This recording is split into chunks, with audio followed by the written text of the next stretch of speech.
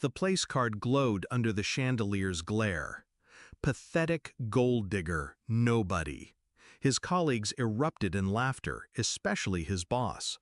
Her lips curled, eyes sharp. Still clinging to him, she sneered. I forced a smile, heart calm.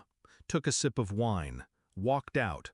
Right before I whispered to the CEO, low enough only he heard, "I'd check your stock prices if I were you." I met my husband at my first startup pitch. He was the angel investor who treated me like I was smart, funny, not just another project. We fell fast. Trusted each other the way addicts trust high. I sold half my shares to fund his foundation site. He told me once, "You build, I'll support." I believed him. Then he got promoted. His income doubled. The praise shifted. People stopped asking her opinion. They asked his vision. I stayed silent. Until the gala. When the card was placed in front of me, I didn't cry. I had been used to erasure. My dress? The same emerald I wore to our anniversary. His boss leaned in earlier that evening and whispered, "Nice you're attending. Wonder what he believes in now." I laughed it off, pretended nothing hurt. But they were dangling their power like a threat. They were trying to show me who owned me. I walked to the exit, paused at the CEO's podium, whispered, left. I didn't call him. I didn't explode. I went home, and I let them think I'd vanished. They spent the next morning trending on gossip blogs. She disappeared after dinner, shocker. What did he hide from her? 2 days later, press about his company's bidding scandal broke. A $50 million contract gone wrong on the very project I once managed. I smiled, kept quiet. 1 week in, I walked into the office to collect my personal effects. The security guard hesitated, saw the look in my eyes, steady, unshaken. I handed the HR manager my badge. No drama, just a note. You built a future without me.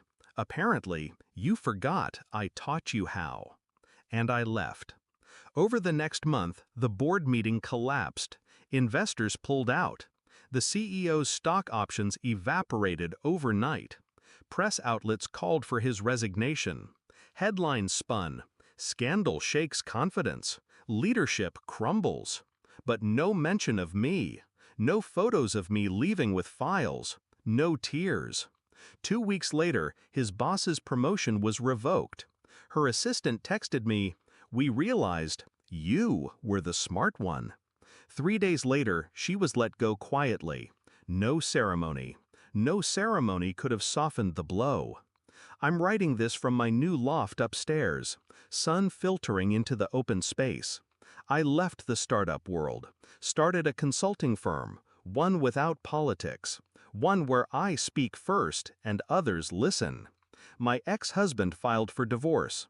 He asked if I'd reconsider the settlement. I declined, without a lawyer. He offered alimony. I refused. He called me vindictive. I think he finally sees it was strategy. I didn't start rumors. I didn't sue. I didn't crash the speed of his dreams. I just pulled the thread he was resting on, let the whole thing unravel. He greeted me that one night with humiliation. I replied with quiet. He slid into bitterness. I built something new from the ashes. Sometimes silence does more damage than any speech. They thought they broke me by erasing me that night. What they didn't know? I was already walking away. Justice isn't yelling, it's exiting on your own terms. It's closing your eyes to the applause, standing still, letting the wind do the rest.